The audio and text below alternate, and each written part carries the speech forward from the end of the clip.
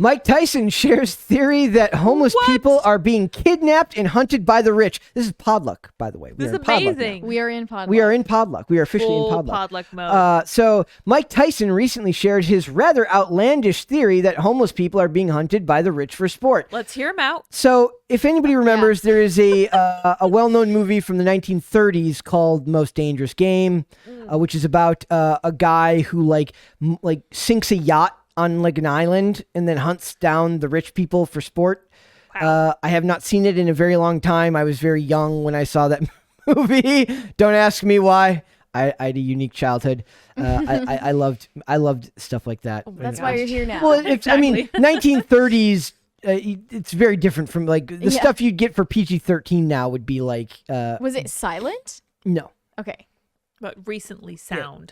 Yeah. So the other one. So last Friday, April 15th, the boxing champion joined forces with Joe Rogan for the latest installment of his podcast, The Joe Rogan Experience. However, things took a turn after Tyson shared his wild theory, saying that he, quote, really believes the wealthy kidnap homeless people and hunt them down on their private estates. Broaching the conversation, Tyson said to Rogan, "Whatever you think a human being did to another human being, it happened. Whatever it is, it happened." I will stop right there and say, yes, he is correct. Horrible things have happened. The way we live now is an anomaly. Yep. In throughout history, yeah, Yes, absolutely. Exactly. Which So is Joe Rogan's We're question. like uniquely shielded yeah, from brutality. We really are. Yep. People Very soft are. and pink. They don't understand like how before you were given all the luxuries that you have these today that essentially kind of lower your need to. You don't feel the need to be violent because your needs are essentially satiated All your Getting needs are met. pampered. and you're right. pampered. And where brutality is happening, it's being hidden in the shadows, Right, which we I just think is ignore his point. Maybe so. Yeah. And like, I don't know how deep we want to get into this, Yeah, but this like could get really MK deep. Ultra is literally like a confirmed thing, and it did involve kidnapping people from Oh, the the- streets. the- my- so. Some of my favorite Rogan interviews are when he does the CIA deep dives with like all those gosh. people. That's like, Like it's that's literally real. That like is These things confirmed. actually happened. stuff. Yeah. he says, keen to continue this line of thought, Rogan added. I just love the idea that Rogan's like, oh yeah, this clip is going to be great. He just keeps right? questioning. Puffing. Weird ranches where people do rituals and shit. Wow. Might want to hunt a motherfucker. Gosh. Tyson continued. That's not outside the realm of possibility, Wow. Rogan said. Okay, Joe. I really do think that Rogan is just like he's like, oh, I'm through. Tyson's like, oh, I know I know that's why I'm throwing it at you, and Rogan's like, I don't even care if it's real or not. This is Who going to make cares? for Be great a podcast interview. material. Yeah. He says, I guarantee you, there's been someone somewhere in the world who paid someone to hunt a person. Rogan agreed. Oh, I well, guarantee yeah. you that's Yeah. happened. If we are to believe that very bad things happened on a very bad island by a very bad person that was recently convicted because of the death of another very bad His person. name rhymes who's with Serious. With yes. So I had the Maxwell coffee, that stuff. If we're to believe that if we're to take the conclusion they had enough to convict a person like that, it is only so far off from that you could believe that somebody did something far, far worse. yeah. And when you have that much money and when you're that wealthy, you believe the rules do not apply to you. you And get they bored. don't. And you get bored. And They don't apply to you. the funny thing is there was 2 Criminal Minds episodes that did something very similar to this. One of which was a guy who made homeless people fight each other to the death for sport, and another one was 2 brothers who like owned a tow truck company would like when women would get stranded, or not even just women, there was men they would drug them, capture them, and then release them in the woods and hunt them. Just like that, basically. And I think the episode was actually titled "Dangerous Game." So, not the. Well, let's see. If you want proof as to why people have these thoughts, just the fact that show was on network TV tells you that these type of thoughts are fairly common amongst the. At least amongst the writing It population. seems to be an interesting recurring theme that is kind of unsettling. Yep. Well, when you write for a living, and especially if you write in a realm like television or movies where you have to continually push yourself to new limits, your brain's going to go places you don't want to go. There's always these funny stories about the people who do research for like movies and television shows who get like visits from the FBI because of the stuff they have to look up online. To like why are you looking up how to do this really Dissolve a awful body thing. or Yeah, whatever. exactly. Yeah, Yikes, so dude. and the FBI shows up and they're like, "I'm just for a TV show." What's So going he on? says, then they take them. So he says, then they take them to the hospital. So they're continuing their train of thought here. It says, Tyson began to explain his theory. This is what happens: they take these homeless people off the streets, put them in there, take them to one of those special hospitals. I don't know what those special hospitals I'm not are. sure either. Then they take them from the hospital, all drugged up, take them to these large estate properties. Let's hunt, run. Clearly not fazed by Tyson's theory, Rogan went on to cite Richard Connell's short story, "The Most Dangerous Game," exactly. which is where I'm of this generation. I didn't read the Dating book. yourself. I'm just kidding. I didn't read. Yes, I'm self-paired. No, I did not read the book. I watched the movie. What does it say about my generation that we did not read? You'll watch the TikTok short story. Yeah, you'll watch the short version. The 1 minute, because there's people that do like 1 minute synopses of movies, where they break it down. Notes. Yeah. Yeah. So it says, published in 1924, the story follows a big game hunter from New York City who comes to be hunted by Russian oligarchs for sport on a private island in the Caribbean, or Caribbean, depending on where you're from. I mean, Brushing over the reference, Tyson asked Rogan whether he knew the only reason we hunt the fox. Their fur? Rogan questioned, to which Tyson explained, fox is the only one that backs tracks. I don't know what that means. I don't.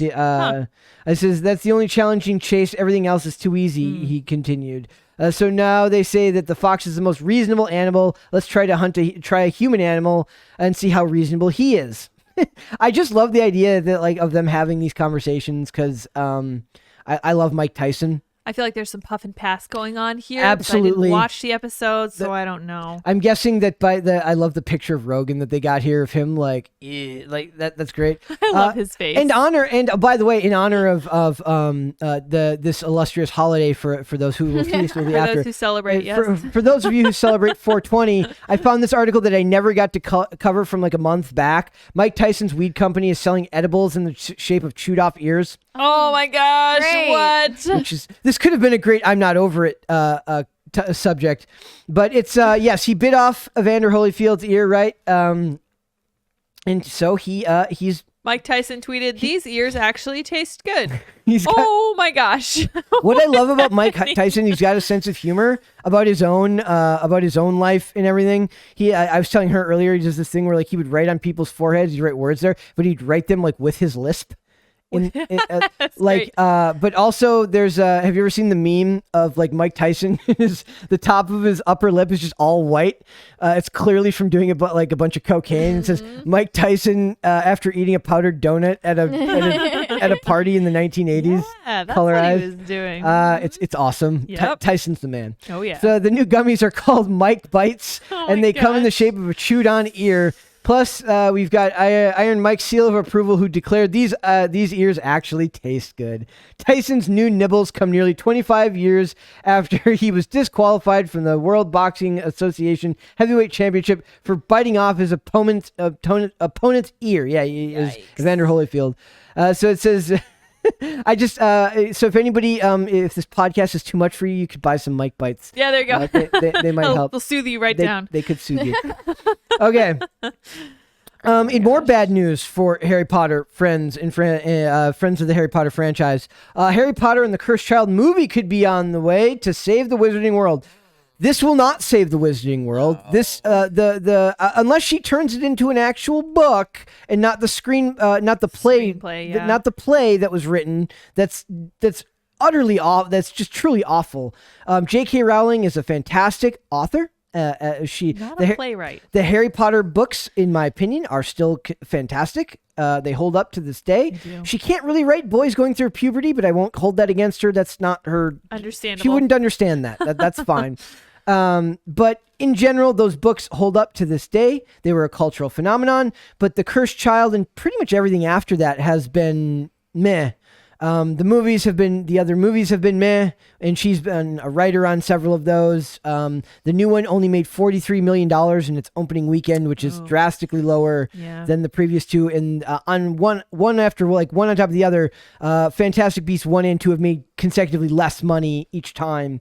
And this one is on its way to doing poorly as well. So it says, recent history has shown that few franchises are truly ever over for good, with Hollywood having successfully weaponized nostalgia. That is absolutely true.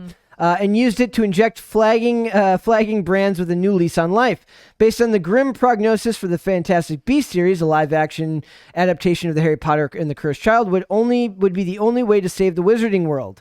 And then so they go down and they talk about how this new one has failed. It says, with that in mind, exhibition and theatrical analyst Jeff Bach revealed to The Wrap that the best way for the property to restore former glories would be to reunite the original cast and bring the Cursed Child to life. Well, that's not going to happen anytime soon because Daniel Radcliffe, I have this other article where he says he's done with Harry Potter, and I think he means like more like he may see to it in like 30 or 40 years, like Han, Luke, and Leia came back like way later for the Star Wars franchise, but that wouldn't be in the timeline for the Cursed Child. He would need to be doing it fairly soon, and I don't think he wants to. I know these things make money, and Hollywood is loath to let go of them because of that, but it's like, at some point, you need to let it die. Mm-hmm.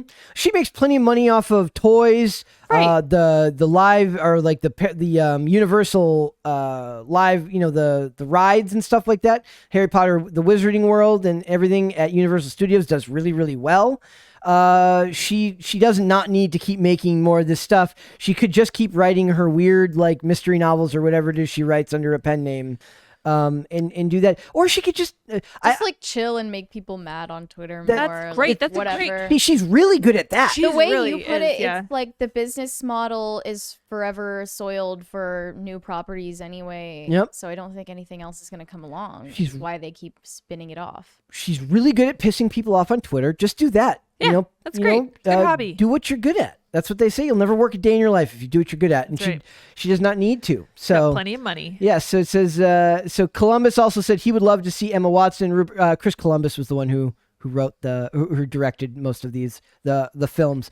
Here's a fun story. I was once at the grocery store and I had an item that we have called Columbus, the beef, the salami that we buy here. Oh yeah. And I was like, they had to look it up on the thing because the barcode was gone. And he has to look up Columbus, and he's like, I have no idea why a Harry Potter movie would come up when looking up Columbus. I'm like, he directed the first. I was like, he directed the Harry Potter movies. He goes, oh, and I'm like, why do I know that? Sad. No, I'm just kidding. Why do I know that? It's like David Yates, Chris Columbus. I'm like, I don't need to know. Like, so I got lucky. I have a job where it actually makes sense to actually Just know that stuff. Space in your brain, But Brett. in general, I'm fairly dumb. So knowing that isn't helping. Like, it's not doing anything for me. It's just taking up room. I don't like that. So, okay. So I don't think that they'll end up doing this if they're smart. Just cut bait and run, I say. Just let it go. Exactly. Okay. Amber Heard lost it when Johnny Depp broke her shoe rules. What? Actor testifies. So what I've decided to do is we're going to put, because there's so many updates and it's so very clear to me that I'm less emotionally invested in this because they were very clearly both bad for each other. Yeah. And whatever happens of this, it's still the worries of millionaires. So I'm loath to like become overly emotionally invested, but there is stuff to be said about what it means for culture, what it means for what's going on between men and women, all this stuff. But this headline is kind of clickbaity, but not really. Amber Heard lost it when Johnny Depp broke her shoe rules. I'll explain. So first they go on and they talk about when they met, she was too good to be true, as most women and men are when you're in the courting stage of a relationship. Yep. You're not portraying your true self. You're portraying what you think that person wants you to be, which is never a good idea. But then, so things sour over time as they've been known to happen. And he talks about red flags. Depp then testified when he noticed any red flags with Heard. There were a couple things that stuck in my head. Then I noticed I thought might be a little bit of a dilemma. He told the jury he worked quite a bit during the relationship. Depp said that when he arrived home, Heard would sit him down on the couch, give him a glass of wine. He said she would take off his boots and set them aside. I've never experienced anything like this, Depp told the court. Most people haven't. Maybe I'm just distrustful. I would find that that would be a red flag to me. That's weird. Like even on the first time, you would be like, yeah, this is a red flag. Maybe more than Because, once. to me, the red flag is that she had to do it as a ritual for herself literally every night. Like, that's like super OCD. weird. It Yeah. was it had nothing to do with her making him happy. It was just about her, it was like, about her compulsion. Yeah. So the Pirates of the Caribbean star said, one night he came home and Heard was on the phone. He took off his boots, but Heard then approached upset. What did you just do? He claimed she asked him furiously. Depp said Heard told him not to take off his boots, and that was her job. Depp said the incident caused him to take a pause. He noted that Heard was visibly shaken and upset that he had broken her rules. She sounds controlling and manipulative and very strange. Well, it's because it's about controlling his emotional state, or what she thinks she's controlling. She's manipulative. Yeah. So maybe this is evolution, but I would be immediately suspicious of this behavior if it on a regular occasion, because in current year, that type of behavior is just so outside the norm that I wouldn't see it as a super, especially for somebody who is in the early stages of the relationship. If it keeps going on and he's not noticing any other signs, I would be suspicious. I just would. But that's me. Yeah, I don't really like that. That just seems to me very controlling. That looks like just such a clear sign of someone who is taking something small and imposing their rules on you just because they can. It's not about doing something to help him after a long day at work. Absolutely it's about her completing her ritual, whether it's about her proving to herself that she's a good... I think it might be like Pavlovian training him to only feel relaxed around her, or like anxious when he doesn't follow her rules in general. Yep. Still and this was just a manipulative. smaller expression of that. Yep. So it says, that was strange, and once you notice something like that, you notice other little tidbits that come out and about, he said. So that was just very telling to me. Oh, that's so weird.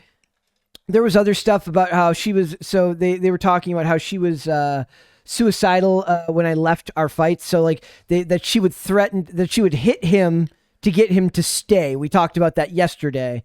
Depp made a shocking claim in court amid his defamation case against Amber Heard, alleging his ex would threaten to kill herself when he tried bailing from their fights.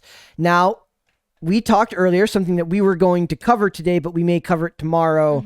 And that was what was the name of the show? The girl from Plainville. The girl from Plainville, which is about Michelle Carter. Michelle Carter, She basically encouraged her then boyfriend to commit suicide. I know who you're talking about. By Yep, carbon monoxide poisoning. Yeah. And I was bringing up the possibility. I was not knowledgeable about the case at the time. That was like all in the news in 2017. But I was talking about the possibility that maybe she didn't think he was serious about his suicide threats, and like maybe thought he was using it as some kind of manipulation. But that seems actually like what's happening with in this case with Amber Heard, not that situation, because he followed through on it. I think that threatening to commit suicide is probably the highest or lowest, depending on how you look at it, form of manipulation, because that is so selfish. It's so completely callous to how someone else is looking at their own situation. You're like, I will control whether you leave or not, and I will do that by making the ultimate threat. Yep. So it says the actor on day 2 of his testimony, and among the things he's getting into Wednesday is his and Amber's former dynamic when the couple were living together. One of the more surprising things he laid out was the notion that Amber was allegedly suicidal. So now the question is there actual suicidal ideation there, or is it used as a manipulation technique? And why? One of the reasons this is such a powerful thing to discuss is even questioning it at all can make you the bad guy. You can be the bad guy for asking the question, are you doing this to keep me here? Are you doing this? Because then you're automatically callous because you're not listening and believing. Yeah. Which is an issue. So it says Depp paints a picture of Amber desperately trying to stop him from leaving, alleging she'd get security involved to halt him at the elevator. He even testified that she'd be in hysterics, saying that what he perceived as suicidal remarks, like how she couldn't live without him. He also said she'd sometimes land on his front doorstep in the middle of the night. This after he successfully exited the scene, shouting from the outside. So like I'm saying, I don't know if I buy that either of them there's no good guys in this relationship. It's just pain and suffering and people who were clearly not meant to be together trying to make it work when it clearly isn't. It's like every issue that she had and every issue that he had were just crashing into each other the entire time. Yep. Yes. So I'm not sure how I feel about the whole. I found something earlier because I was going to talk about. There was people discussing how how she would use his childhood traumas against him. I'm meh, cruel. but I'm meh because I don't know how easy that stuff is to prove that that's what she was doing on purpose. But also that there was stuff about how he was going through detox while a lot of this was going on, and as somebody who's been through detox, the last thing you would want to ever do is to go through it with somebody who is suffering enough on their own that they're not only not able to be there for you, but they can actively use it against you.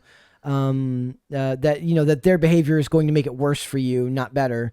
That's why you have to remove yourself. Usually, somebody like him, he did it privately. He can afford to have his detox in his own home, right, with doctors and nurses. But the average person cannot afford that. They have to go to a facility to do that, where you're removed from outside influences and stuff like that. So it's a mess, and that's what I came from today, was the stuff about them being. She was like that type of emotional blackmail, and everything that's going on there just seems awful to me. Yeah, this relationship really just seems kind of like hell on earth, because you're right, no one is really good in this relationship, but it sounds like Johnny Depp had like a history of abuse when he was growing up, and he was dealing with coming out of a drug addiction. I would definitely be on his side, because he seemed like he was the person who needed support, and she was the person who not only wasn't supporting him, she was actively working against him, manipulating him, making it worse. Yeah, it sucks. So we will. This trial is going to be going on for what was it, 5 or 6 weeks? Oh my gosh. It's going to be, right, Mary? It's like 5 or 6 Yeah, weeks. there are like 4 or 5 weeks left. Yeah, Okay, it's right so- near here too. So we will continue to follow this in Podluck and just do kind of maybe like every day, just do a little update whenever one comes out. I hope Johnny wins. Yep. Andy Serkis to direct Animal Farm adaptation from Cinecite.